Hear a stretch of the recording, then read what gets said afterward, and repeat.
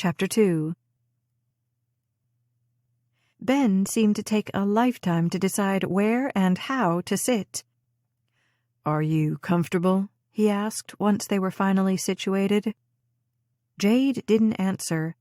As far as she saw it, she'd never be comfortable, not held up by some white cop 10 minutes before she was supposed to stand up and share her testimony in front of her whole church. And for what? That letter was just some stupid ploy. It didn't mean anything.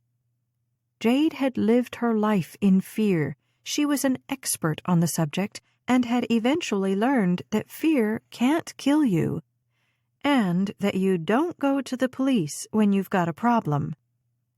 It was bad enough the daycare where she worked invited the troopers in once a month to read stories to the kids. It was just as well the men who came couldn't read her mind, or they'd never come back. Jade still had her arms crossed, but Ben didn't seem to know what to do with his.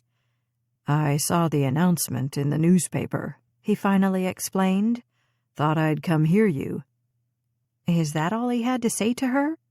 She stared at Pastor Reggie's stack of Alaska fishing magazines and waited.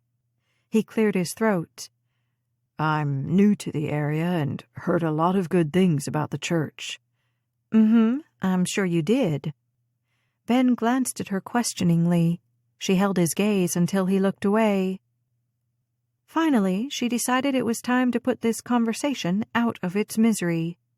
"Listen, if Aisha told you about that letter, I want you to know it's all under control. It's totally fine." "Your friend seemed pretty worried about it." Jade shrugged.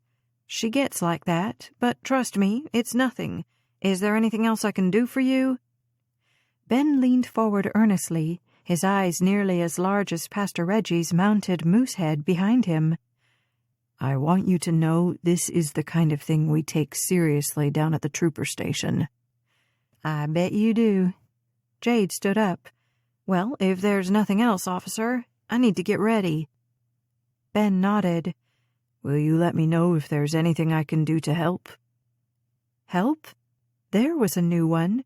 As far as Jade could tell, policemen like him had helped her family far too much already. She opened the door of the office, mumbling, "I'm sure I'll be all right," as she let herself out.